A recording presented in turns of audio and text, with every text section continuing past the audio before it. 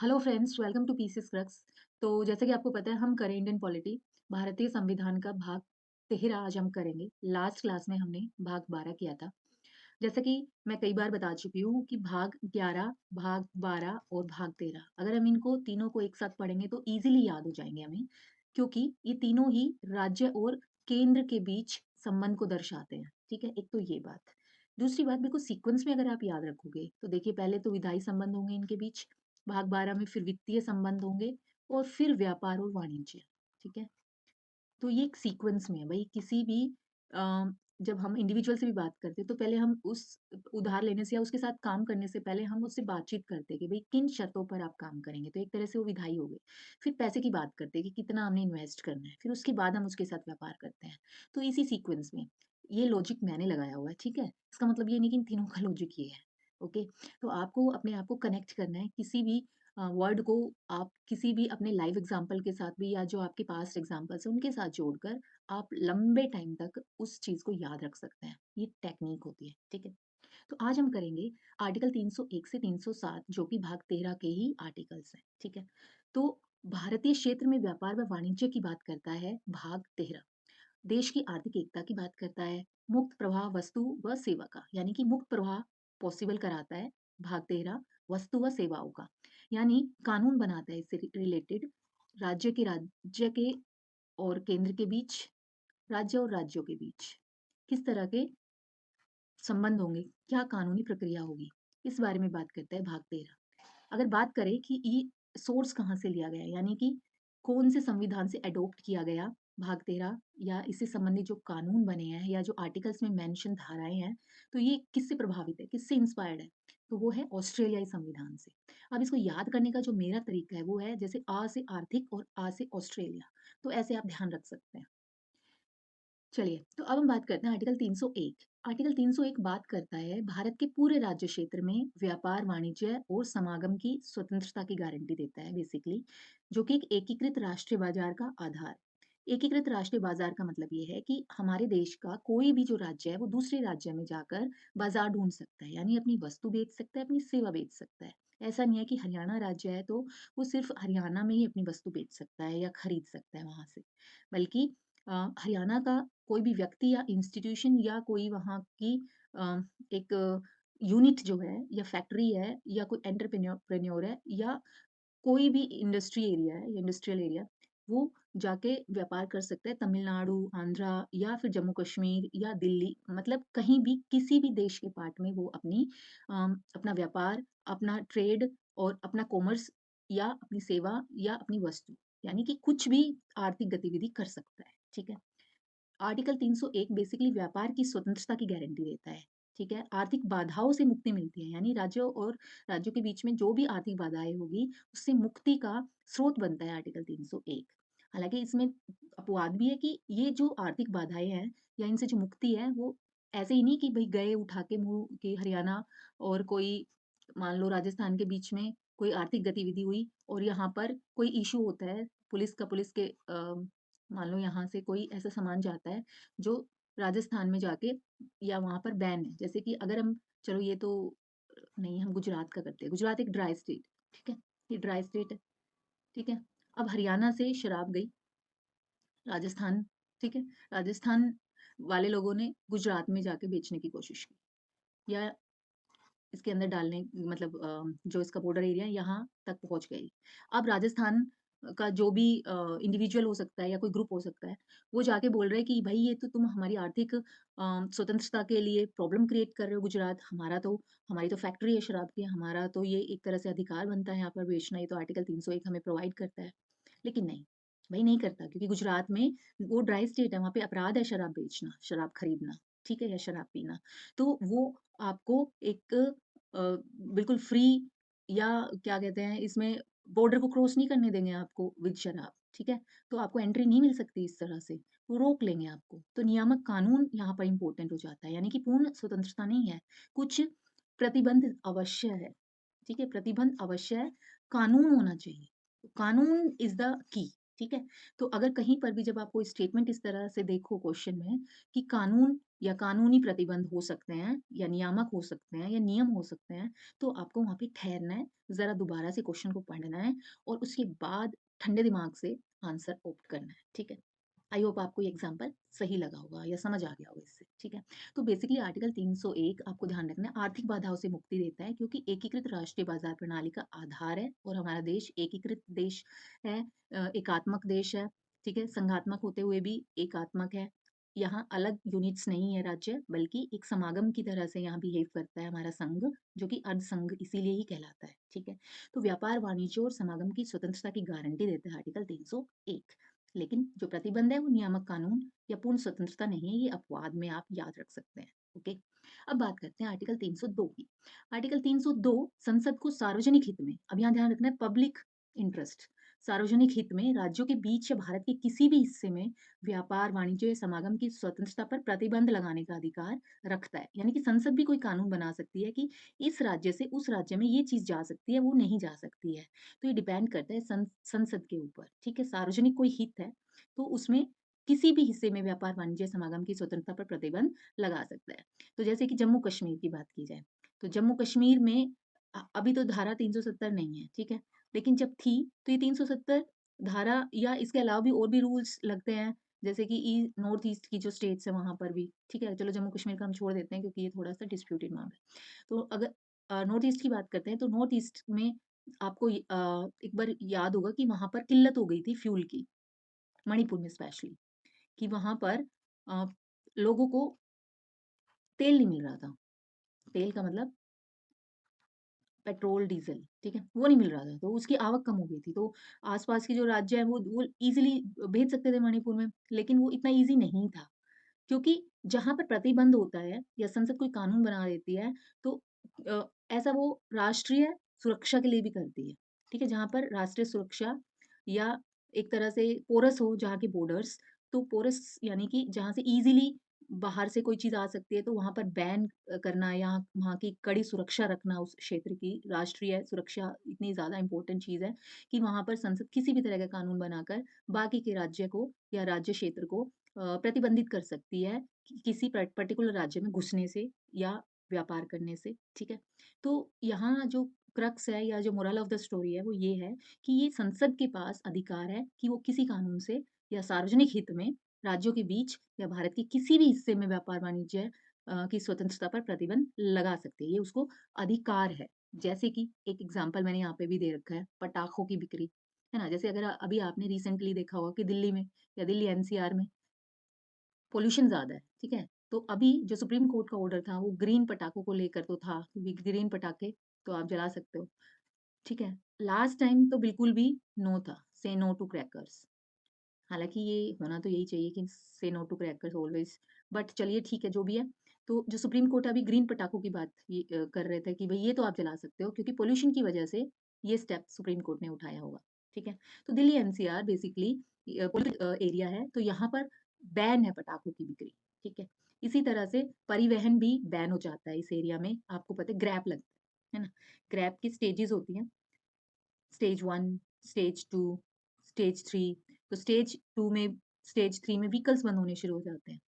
जो डीज़ल या के भारत 4 ये कभी मैं बता दूँगी भारत 4 क्या है, ठीक है? तो बेसिकली पुराने व्हीकल्स हैं जो ज़्यादा धुआँ या ज़्यादा प्रदूषण छोड़ सकते हैं, जिससे कि एनवायरनमेंट है या जो एटमॉस्फेयर है वहाँ ज़्यादा पॉल्यूशन हो सकता है। तो उससे बचने के लिए और धूल-मिट्टी से बचने के लिए ग्रैब के स्टेजेस लगाए जाते हैं, ठीक है? तो वो सार्वजनिक हित में है, तो ये तो नहीं कहा जा सकता ना दिल्ली में एंट्री क्यों नहीं है भई हमें, या डीज़ल कंटेनर्स को क्यों नहीं है, या हम जब बाकी के हिस्से में जा सकते हैं तो हम यहाँ क्यों नहीं आ सकते हैं, ठीक है? या पटाखों की बिक्री यहाँ क्यों नहीं हो सकती, हम पूरे इंडिया में क्यों नहीं बेच सकते हैं अपने, जब और कहीं पे बैन नहीं है तो यहाँ पे क्यों है, ठीक है? तो ये संसद का एक क्षेत्राधिकार है कि वो इस तरह के प्रतिबंध लगा सकती है सार्वजनिक हित में भी और राष्ट्रीय महत्व की स्थितियों पर भी, ठीक है? तो ये आपको ध्यान रखना है और ये शक्ति सिर्फ संसद के पास है, राज्यों के पास नहीं है। यानी कि कोई एक जो राज्य जो शराबबंदी में तो वो लगा सकता है पर्टिकुलर, ठीक है? वो अपने अपने क्षेत्र में लगा सकता है, लेकिन दूसरे कई राज्यों के अंदर बंद है, जैसे दिल्ली एनसीआर की मैंने बात करी, तो यहाँ दिल्ली एनसीआर में तो बहुत सारे राज्यों के क्षेत्र भी है। तो ये नहीं कह सकता हरियाणा कि मैं गुड़गाँव में भई मैं तो चलाऊँगा, मेरा है गुड़गाँव तो। ठीक है? नहीं, वहाँ पर संसद ने क्योंकि कानून बना दिया है, तो संसद का सर्वोपरि कानून माना जाएगा। तो वहाँ पर पटाखों की बिक्री भी और वहाँ पर ग्रैब के स्टेजेस भी लागू होंगे। आई होप अब आपको समझ आ गया होगा। फिर बात करते हैं आर्टिकल 303 की। आर्टिकल 303 बात करता है संघ और राज्यों की विधायी शक्तियों को सीमित करने के संबंध में, जिससे भी व्यापार व वाणिज्य में भेदभाव या किसी राज्य को दूसरे राज्य पर प्राथमिकता देने वाले कानून नहीं बना सकते। ये वही है कि एक राज्य है, ये नहीं कि वो प्रतिस्पर्धा से डर कर, ठीक है? देखो मैंने वो जो सपोर्ट सिस्टम बताया था ना, वो एक अलग बात है, वो रिजर्वेशन वाला सिस्टम है, वो अलग चीज़ है कि अपनी चीज़ों को रिज़र्व करना, क्योंकि वो अभी उस स्टेज में नहीं है कि वो प्रतिस्पर्धा कर सके। लेकिन एक होता है एक हेल्दी हेल्दी से बचाने के लिए, यहाँ भी हेल्दी एरिया है उस राज्य का आर्थिक और दूसरे का भी। लेकिन उसके बाद भी वो अपने क्षेत्र में आने नहीं दे रहा है उस वस्तु को बिकने के लिए। इससे दोनों को नुकसान है, कंज्यूमर्स को भी और प्रोड्यूसर्स को भी। कंज्यूमर्स को तो इसलिए क्योंकि वो जो चीज़ है वो बहुत महँगी हो जाएगी। प्रोड्यूसर्स को इसलिए मुश्किल हो जाती है कि वो जब एक हेल्दी प्रतिस्पर्धा नहीं करेंगे, तो वो अपने आप को इम्प्रूव कैसे करेंगे, है ना? फिर वो कॉस्ट कटिंग कैसे करेंगे? ठीक है, आप शॉर्ट टाइम के लिए तो आप प्रॉफिट कमा लोगे, लेकिन लॉन्ग टाइम के लिए तो नहीं कमा पाओगे ना, कब तक वो कानून आपको बचाएगा? तो ये बेसिकली दोनों के लिए हार्मफुल सिचुएशन है, ठीक है? तो ये आर्टिकल 303 में मेंशन है कि अगर ऐसा किसी राज्य ने किया कि दूसरे राज्य पर अ, अपने राज्यों पर प्राथमिकता दी दूसरे राज्यों के हित के अगेंस्ट, तो ऐसे कानूनों को अमान्य कर दिया जाएगा, ठीक है? अमान्य कर दिया जाएगा, ओके। लेकिन यहाँ पर अपवाद है। अपवाद क्या है कि वस्तु की कमी दूर करने पर या आवश्यक होने पर कानून बनाया जा सकता है, ठीक है? ये बिल्कुल ऐसे है जैसे कि मान लो जैसे कोरोना की बात की जाए, कोरोना कोरोना, ठीक है? कोरोना में अ, यहाँ पर ऑक्सीजन की ज़रूरत है एक राज्य में, यहाँ। मान लो हरियाणा में यहाँ पे एक बीमारी फैल गई है जिसका नाम है कोरोना, फिलहाल कोरोना का ही नाम याद है मुझे इसलिए मैंने डाल दिया, नहीं तो कोई और भी नाम डाल सकता हूँ। तो यहाँ पर ऑक्सीजन की ज़रूरत है और यहाँ ऑक्सीजन प्रोड्यूस हो रही है, मान लो 20 या 200 सिलेंडर्स हो रहे हैं प्रोड्यूस, ठीक है? अब देखो मैं इतनी टेक्निकली या टेक्निकैलिटी में तो नहीं जाऊँगी। तो ऑक्सीजन के 200 सिलेंडर चाहिए, प्रोड्यूस कर रहा है हरियाणा और उनके जो हॉस्पिटल्स में कोरोना के बहुत सारे मरीज़ हैं, तो यहाँ पर जो है ज़रूरत है 199 की सिलेंडर की। तो यहाँ पर एक ही सिलेंडर बाकी बचता है। तो 1 सिलेंडर, ठीक है? तो 1 सिलेंडर तो ख़ैर इसको इसको भी छोड़ो, इसको यहाँ पे देखो तो 205 की ज़रूरत है, मान लो 205 की, और ये प्रोड्यूस कर रहा है सिर्फ़ 200 कर रहा है। लेकिन जो दूसरा राज्य है साथ में, वो है राजस्थान, ठीक है? अब राजस्थान में ऑक्सीजन किसी फैक्ट्री में ज़रूरत है। फैक्ट्री में किसी चीज़ के लिए ज़रूरत है ऑक्सीजन सिलेंडर्स की, ठीक है? तो अब राजस्थान कह रहे हैं कि हम आपको ज़्यादा पैसे देंगे, ठीक है? हम आपको ₹4000 पर सिलेंडर देंगे, जबकि यहाँ पर कीमत जो है उसके हॉस्पिटल्स को है ₹2000 की। मिल रही है जो प्रोड्यूसर्स है, ठीक है? यहाँ पे प्रोड्यूसर्स की बात हो रही है यहाँ पे। तो वो प्रोड्यूसर्स क्या चाहेंगे कि उनका जो सिलेंडर है वो कहाँ जाके बिके? राजस्थान में, या बाकी का जो शेष भारत है वहाँ ज़्यादा पैसा मिल रहा है, जबकि यहाँ पे आपको सिर्फ 2000 मिल रहे हैं। क्योंकि शॉर्टेज हो गई है सिलेंडर्स की, वहाँ उन फैक्ट्रीज़ का काम रुका हुआ है, इसलिए वो ज़्यादा पैसा देने के लिए भी तैयार है। लेकिन यहाँ पे ज़रूरत किनको है? कोरोना के मरीज़ों को हरियाणा के अंदर, क्योंकि उनको 200 सिलेंडर्स की बजाय यहाँ पे 205 चाहिए, जबकि प्रोड्यूस तो 200 ही हो रहे हैं। तो 200 के 200 अपने ही प्रदेश में रखना चाहेगी हरियाणा सरकार, तो इसके लिए वो कानून बनाना ज़रूरी हो जाता है। तो वो कानून बनाएगी, ठीक है? तो वस्तु की कमी को दूर करने पर या आवश्यक होने पर, यहाँ पर आवश्यक होने की स्थिति आ जाती है। और जब वस्तु की कमी भी हो जाती है, वो भी बेसिकली आवश्यकता ही है ना। तो आपको यहाँ पे ध्यान रखना है कि अपवाद भी है इस आर्टिकल का, वो है आर्टिकल 303, ठीक है? तो कानून बनाकर ये जो कमी है उसको पूरा किया जा सकता है और ये हक है राज्यों को, ठीक है? तो आई होप अब आपको अच्छे से समझ आ गया होगा। बेसिकली इस आर्टिकल के पीछे उद्देश्य जो है पूरे देश में वाणिज्य व व्यापार की स्वतंत्रता को बनाए रखने के लिए है, लेकिन अपवाद भी है, ठीक है? तो रोका भी जा सकता है आवश्यकता होने पर। अब बात करते हैं आर्टिकल 304 की। आर्टिकल 304 बात करता है राज्यों के बीच व्यापार, वाणिज्य और समागम पर प्रतिबंध लगाने के बारे में। यानी कि प्रतिबंध भी लगा सकते हैं। अभी हमने अपवाद किए, वहाँ पर तो प्रतिबंध लग ही रहे हैं। तो उन्हीं को ही एक तरह से यहाँ पर मेंशन किया आर्टिकल 304 में कि विधानमंडल के माध्यम से कुछ शर्तों के अधीन, यहाँ पर विधानमंडल के माध्यम से, वहाँ पर संसद के माध्यम से लग रहा है प्रतिबंध, ठीक है? तो दूसरे राज्यों से आयातित वस्तुओं पर कर लगा सकते हैं, ठीक है? यानी कि दूसरे प्रदेश से, जैसे हरियाणा जो है वो राजस्थान से जो भी कोई चीज़ आ रही है, कुछ कुछ चीज़ों पर, सब पर नहीं, तो वहाँ पर कर लगा सकती है हरियाणा सरकार। जो भी यहाँ से आयातित होकर आ रहा है, तो यहाँ बॉर्डर एरिया पर ही उस पर कर लग जाएगा, ठीक है? चुंगी लग जाएगी। तो आयातित वस्तु पर कर लगा सकती है दूसरे राज्यों से। आयातित का मतलब बाहर दूसरे देश से नहीं, दूसरे राज्यों से जो आ रहा है, उस पर कर लगा सकती है। ऐसा जनहित में व्यापार पर उचित प्रतिबंध के लिए ठीक है? तो जनहित में व्यापार पर उचित प्रतिबंध के लिए, ठीक है? ये ऐसे भी है। अगर आपने पेट्रोल देखा होगा ना, पेट्रोल का आपने मैं एग्ज़ाम्पल दूँ तो सॉरी बीच में ना कुछ इश्यू आ गया था। चलिए तो हम स्टार्ट करते हैं यहाँ से जहाँ से हमने छोड़ा है, कि जनहित में व्यापार पर उचित प्रतिबंध लगाना मतलब लगाया जा सकता है, कि विधानमंडल कोई कानून पास कर सकती है कुछ शर्तों के अधीन दूसरे राज्यों से जो वस्तुएँ आएँगी उनके राज्य में, उन पर कर लगा सकती है, लेकिन ये जनहित में होना चाहिए। तो जनहित में उचित प्रतिबंध लगा सकती है विधानमंडल, ठीक है? लेकिन प्रेज़िडेंट का प्री अप्रूवल यानी कि प्रेज़िडेंट की अ, पहले से ही स्वीकार्यता उनके पास उपलब्ध होनी चाहिए। अगर प्रेज़िडेंट ने बोल दिया कि हाँ भाई आप लगा सकते हो, ये कानून ला सकते हो, तभी कानून लाकर उस तरह की चीज़ों पर प्रतिबंध लगा सकते हैं, ठीक है? अब हम बात करते हैं आर्टिकल 305 बेसिकली बात यहीं पर आती है ये देखिए कि आप कब चेंज कर सकते हो। तो ये इस तरह के मामलों में ज़्यादातर में आपने देखना है कि संसद का अप्रूवल चाहिए वित्तीय और वाणिज्य से संबंधित। यानी कि जब राज्यों को राज्यों से संबंध की बात आती है, तो वहाँ पर संसद बहुत ज़्यादा इम्पोर्टेंट हो जाती है। क्योंकि देखिए राज्य सरकारें तो अपने ही राज्य की बात करेगी, ये ऑब्वियस है, अपने ही फ़ायदे की बात करेगी। तो इसलिए ये अधिकार क्षेत्र जो है संविधान सभा ने संसद को दिया है। ये आपको ध्यान में रखना है। ओके। आर्टिकल 305 की बात करते हैं। आर्टिकल 305 बात करता है जितने भी मौजूदा विधियाँ हैं और राज्य के एकाधिकार है, उसको सुरक्षा प्रदान करता है आर्टिकल 305। अनुच्छेद 301, 302 और 303 हमने पढ़ा, ठीक है? वो बात करता है उनके बीच में व्यापार की स्वतंत्रता के बारे में, राज्यों के बीच में व्यापार की स्वतंत्रता के बारे में बात करता है। अनुच्छेद 301, 302 सॉरी 301 और 303, ठीक है? तो लेकिन 305 जो आर्टिकल है वो बात करता है कि जितनी भी विधियाँ हैं, जितने भी राज्य के एकाधिकार है, वो सुरक्षित रहेंगे। यानी इसका मतलब ये है कि कुछ एरिया ऐसे भी है राज्य के जहाँ पर अनुच्छेद 301 और 302 सॉरी बार-बार में 302 आ रहा है ध्यान दोबारा से 301 और 303 के प्रभाव से मुक्त रहेंगे ये एरिया जहाँ पर राज्य का एकाधिकार है। जैसे कि कुछ राज्य जहाँ पर कोयला उत्पन्न होता है, ठीक है? तो जैसे झारखंड है, जैसे कि छत्तीसगढ़ है, जैसे कि कर्नाटक है, तो उनका एकाधिकार है उस पर्टिकुलर वस्तु पर, ठीक है? तो वहाँ पर उनको क्या चाहिए? उनको अलग से संरक्षण चाहिए। ओके। इसी तरह से अगर हम बात करें और भी जैसे कि अ कोयले के खनन के अलावा अगर हम बात करें पर्टिकुलर जैसे कि हिल्सा जो ये वेस्ट बंगाल की और बिहार के कुछ क्षेत्र में इनको अ, एक मछली है एक प्रकार की, तो वहाँ पर उनको उनका एकाधिकार है, ठीक है? तो कहने का मतलब यहाँ पर अभिप्राय जो है वो यही है कि राज्य के एकाधिकार को सुरक्षा प्रदान करता है आर्टिकल 305 जैसे कि कोयला खनन के बारे में, ये भी क्षेत्राधिकार एकाधिकार है एक तरह से, शराब की बात की जाए तो, ठीक है? तो यहाँ पर राष्ट्रपति का आदेश लेकिन आवश्यक हो जाता है और संविधान का जो अधिनियम है 1955 चौथा संशोधन जो हुआ था, वो इसी से रिलेटेड है। आपको सिर्फ यही याद रखना है।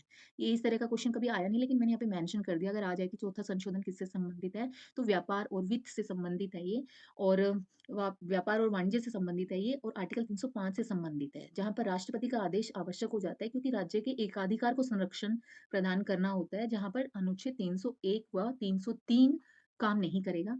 यहाँ पर 301 और 303 काम नहीं करेगा, यानी कि यहाँ पर स्वतंत्रता नहीं है, आर्थिक स्वतंत्रता नहीं है राज्यों को, क्योंकि यहाँ राज्य के एकाधिकार की बात हो रही है।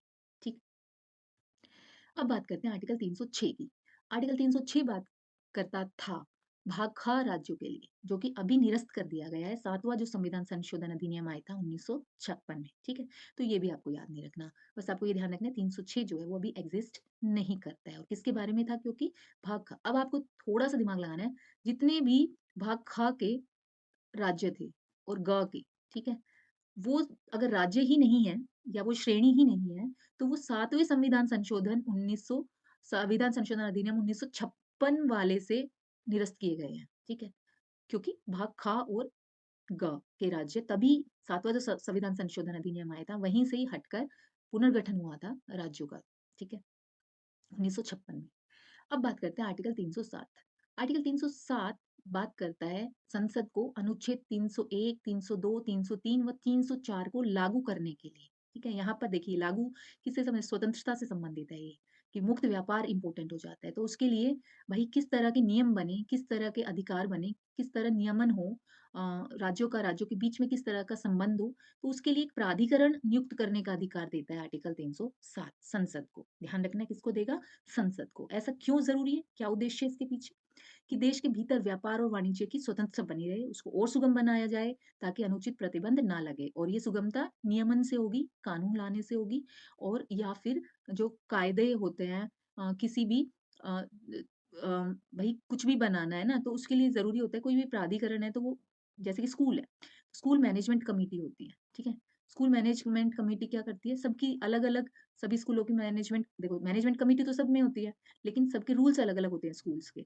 कुछ बेसिक रूल्स वो सबके सिमिलर होते हैं, कॉमन होते हैं जो। लेकिन कुछ जो होते हैं ना स्पेशल रूल्स होते हैं, हर स्कूल के अलग-अलग होते हैं और उसको बनाने का जो ज़िम्मा है वो स्कूल मैनेजमेंट कमिटी का होता है, ठीक है? तो इसी तरह से प्राधिकरण की बात करता है आर्टिकल 307 जिससे कि पूरे देश के राज्य या राज्य केंद्र के बीच में जो भी वाणिज्य संबंधित या ट्रेड संबंधित संबंध है, उनको बाधा मुक्त बनाया जा सके और स्वतंत्रता को कायम रखा जा सके, ठीक है? और ज़्यादा सुगमता लाई जा सके, जिससे कि अनुचित प्रतिबंध ना लगे और एक-दूसरे के साथ वस्तु और सेवा का ईज़िली व्यापार हो सके या ईज़िली उनका निगमीकरण या एक तरह से वही है कि सुगमता आ जाए उनके बीच में, है ना? अब बात करते हैं देखिए, ये 307 हो गया, आर्टिकल 301 से 307 ठीक है? तो लास्ट वाला आपको पता चल गया कि 301, 2, 3, 4 को लागू करने के लिए एक प्राधिकरण नियुक्त करेगा आर्टिकल 307 के अंतर्गत संसद, ठीक है? अब 301 से 307 भाग 13 का ज़िक्र था। अभी बात करेंगे भाग 14 की, जो कि संघ और राज्यों के अधीन सेवाओं से संबंधित है, ठीक है? देखिए, भाग 11, 12, 13 राज्यों के बीच और केंद्र के बीच जो संबंध है उसको दर्शाता है। अब भाग 14 है, बेसिकली ये भी राज्य और केंद्र के बीच में संबंध की ही बात है, क्योंकि ये केंद्रीय सेवाओं की बात करता है। केंद्रीय या आपको समझ आएगा अखिल भारतीय सेवाओं के बारे में या ये कहें आपकी लैंग्वेज में जिसके लिए आप पढ़ रहे हो यूपीएससी, है ना? या एसपीएससी यानी कि स्टेट पब्लिक सर्विस कमीशंस और यूनियन पब्लिक सर्विस कमीशन के बारे में बात करता है। तो यूपीएससी से आईएएस, आईपीएस, आईएफएस ये निकलते हैं, ठीक है?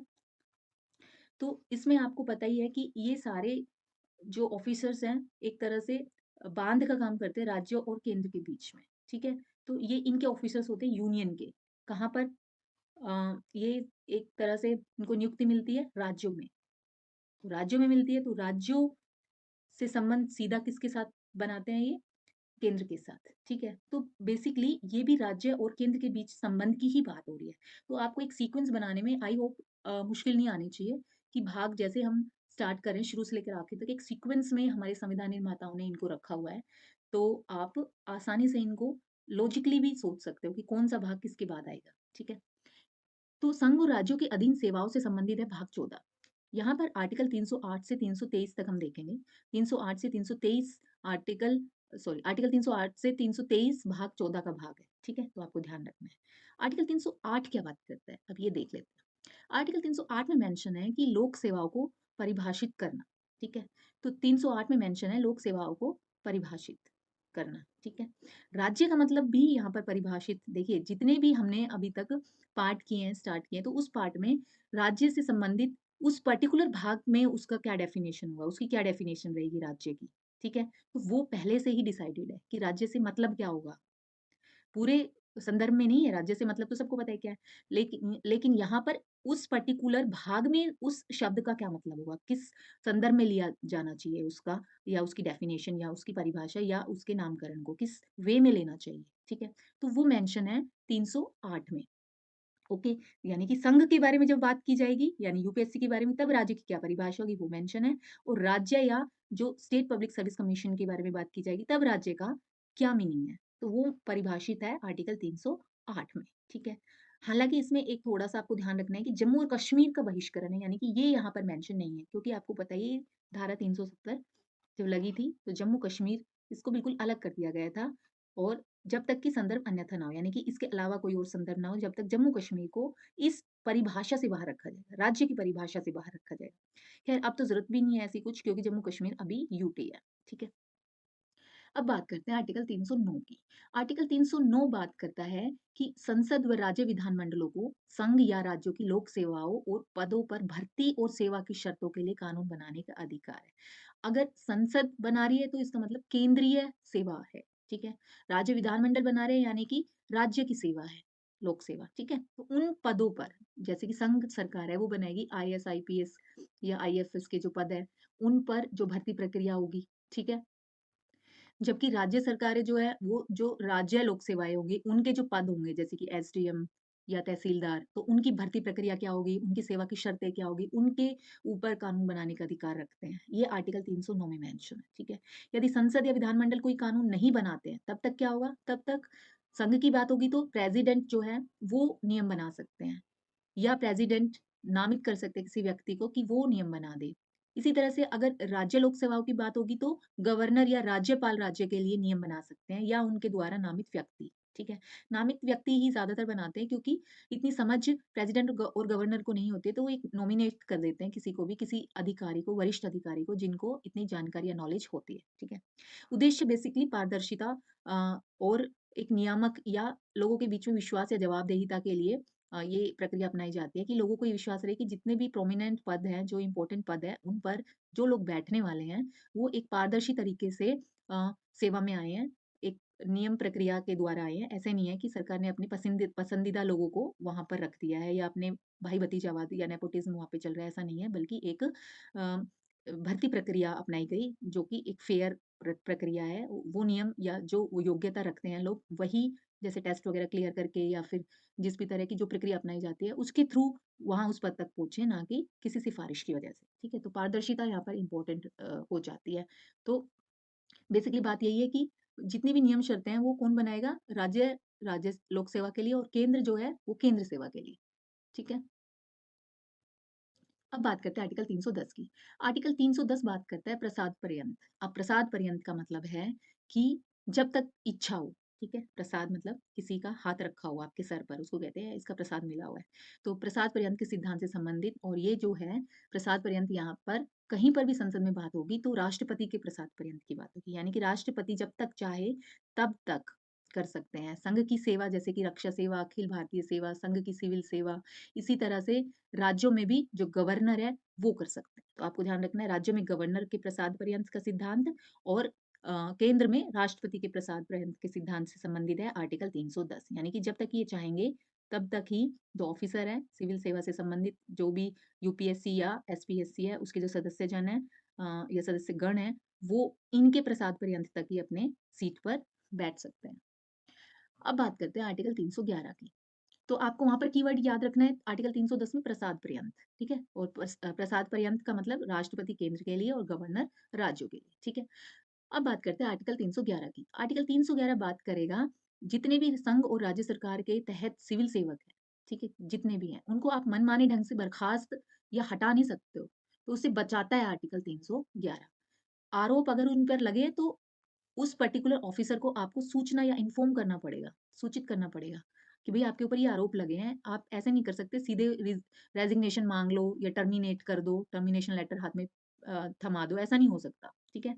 तो आर्टिकल 311 लोक सेवकों को एक ढाल प्रोवाइड करता है कि उनको इस तरह से सीधे-सीधे कोई नहीं हटा सकता है, बल्कि उनको पहले सूचित किया जाएगा, सुनवाई का अवसर दिया जाएगा, यानी कि वो एक्सप्लेन करेंगे अपनी स्थिति को कि उन्होंने ऐसा क्यों किया था, जो क्राइटेरिया उनको हटाने के लिए लगाया गया है, वो सही है कि नहीं है और वो उस वक़्त क्या किस पोज़ीशन में उस तरह की अथॉरिटी एक तरह से अवेल कर रहे थे और ऐसा उन्होंने क्यों किया। तो ये सब एक तरह से एक्सप्लेन करने का अवसर देता है आर्टिकल 311। हालाँकि यहाँ पर अपवाद भी है कि अगर जाँच की आवश्यकता से छूट है, यानी कि आप बिना जाँच भी उनको हटा सकते हो, उनको छूट दी जाती है, जो अथॉरिटी हटाती है उनको क्या कि आपराधिक अगर मामला किया हो, कोई आपराधिक मामला हो, तो वहाँ पर जाँच प्रक्रिया की ज़रूरत नहीं होती।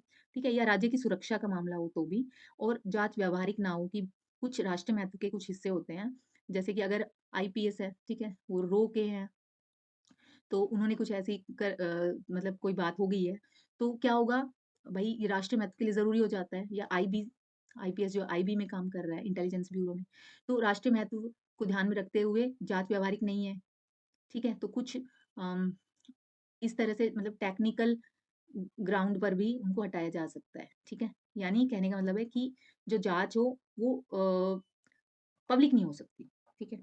पब्लिक नहीं हो सकती या जो जाँच होती है बहुत प्राइवेट होती है, कुछ लोगों के बीच होती है। अगर उनको लगता है ऐसा कि ये फलाँ अधिकारी जो है इसने कुछ ऐसा किया है तो उनको टर्मिनेट किया जा सकता है डायरेक्टली बिना कुछ अवसर दिए हुए उनकी सुनवाई को या कोई हो सकता है आरोपों के बारे में सूचित भी ना किया जा सके उनको, तो ये अपवाद क्षेत्र में आता है, ठीक है? तो आपराधिक मामले इस तरह के हो गए हों कि उन्होंने बहुत ही बड़े लेवल का अपराध किया हो और ये बेसिकली ज़्यादातर राष्ट्रीय महत्व की चीज़ें आ जाती हैं, ठीक है?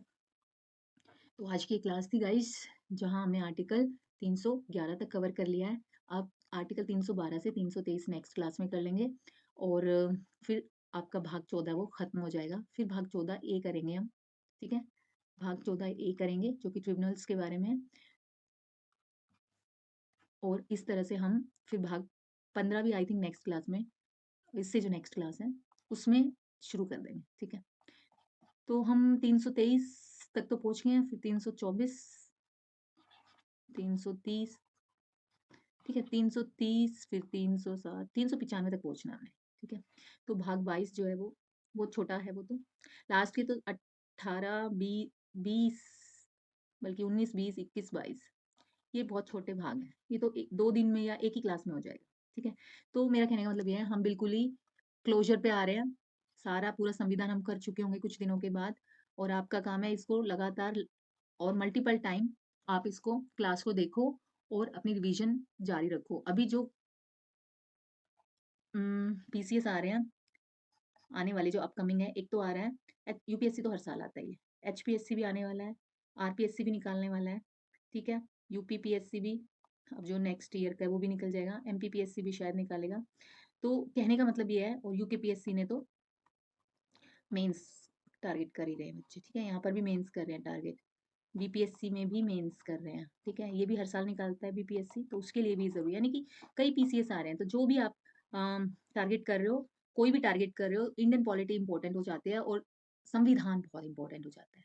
संविधान खत्म होने के बाद हम जो भी इम्पोर्टेंट के साथ जो चीज़ें हो सकती है, ठीक है, और बहुत जल्दी हो सकती है, जल्दी वे में, वो क्लासेस लेकर आऊँगी मैं, जिससे कि आप एक बार आप पहले ये सारे जितने भी आर्टिकल्स है वो पढ़ लोगे, उसके बाद हम एक जल्दी में रिवाइज़ या रिवीजन वे में हम करेंगे कि किस आर्टिकल को किस ट्रिक से आप सोल्व आउट कर सकते हो, ठीक है। लेकिन मैं फिर भी आपको ये सजेस्ट करूँगी, वो उन लोगों के लिए होता है जिन्होंने पहले से पढ़ी हुई हो इंडियन पॉलिटी।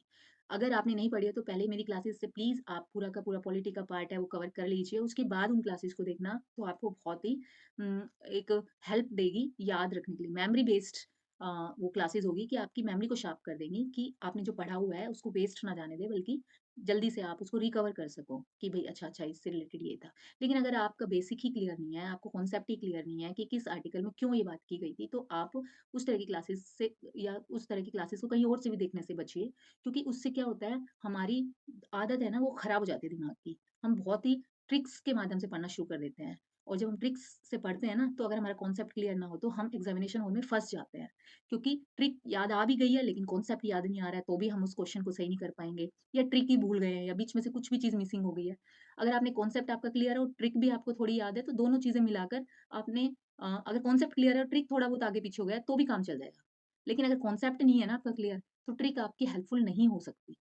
अब वो एग्ज़ाम पैटर्न ख़त्म कर दिया है सभी पीसीएस ने, कि आपको सीधा-सा क्वेश्चन दे दिया जाए कि भई बताओ ये आर्टिकल कब या कौन से भाग में था ये आर्टिकल, ठीक है? या ये आर्टिकल किससे संबंधित है? तो इस तरह के क्वेश्चन नहीं दिए जाते हैं। अब आर्टिकल को ही एक तरह से एलाबोरेट किया जाता है। आर्टिकल की कीवर्ड्स जो है वो आपको ध्यान होने चाहिए। उसके पीछे कॉन्सेप्ट या लॉजिक क्या थे वो पता होने चाहिए, तभी आप टैकल कर पाओगे, ठीक है? तो ज़रूरी है कि आप अच्छे से पढ़ लो एक बार, उसके बाद रिवीजन के लिए इस तरह की ट्रिक क्लासेस आप देखो, ठीक है? हालाँकि देखिए, मैं अभी भी ये कह रही हूँ कि मैं जो क्लासेस लेके आऊँगी ना, बिल्कुल बेसिकली प्योर ट्रिक्स पर नहीं, वो होगी इम्पोर्टेंट चीज़ें उसके अंदर कवर कराऊँगी मैं। जैसे कि आपको लगे कि 100 क्वेश्चन आ रहे हैं, तो 100 में से मान लो पॉलिटी के 100 क्वेश्चन आ रहे हैं, तो 100 में से आप उन क्लासेस के थ्रू 50 प्लस आप ला सकते हो, ठीक है? लेकिन अगर आपने कॉन्सेप्ट भी करा है और वो क्लासेस भी देखी है, तो मैं आपको एश्योर कराती हूँ, आप 90 प्लस स्कोर कर सकते हो, 90 प्लस, ठीक है? तो यानी कि 90% जो क्वेश्चन्स है वो कवर कर सकोगे, अगर आपने वो क्लासेस भी देख ली और कॉन्सेप्ट भी आपका क्लियर है, ठीक है? अगर आपने कुछ भी नहीं पढ़ा ना पॉलिटी के बारे में, तो आप मेरी क्लासेस स्टार्टिंग से अभी तक की सारी देख लीजिए, आपकी बहुत सारी चीज़ें क्लियर हो जाएगी। मैं मल्टीपल टाइम मैंने अभी आपको रिवाइज़ नहीं कराए हैं सारे आर्टिकल, अभी मैं सिर्फ़ सारे आर्टिकल्स के बारे में आपको बता रही हूँ। लेकिन जब आने वाली क्लासेस होगी ना, तो हम उसमें इस तरह से पढ़ाने की कोशिश करूँगी मैं, कि जिस तरह से मैं पढ़ती हूँ, कि फटाफट आपको वो आर्टिकल्स याद हो जाए, ठीक है? चलिए, बहुत हो गया ज्ञान, अब आप करते रहिए अपनी तैयारी। Best of luck for your preparation. Anyways, tata bye bye, take care, मिलते हैं नेक्स्ट क्लास में।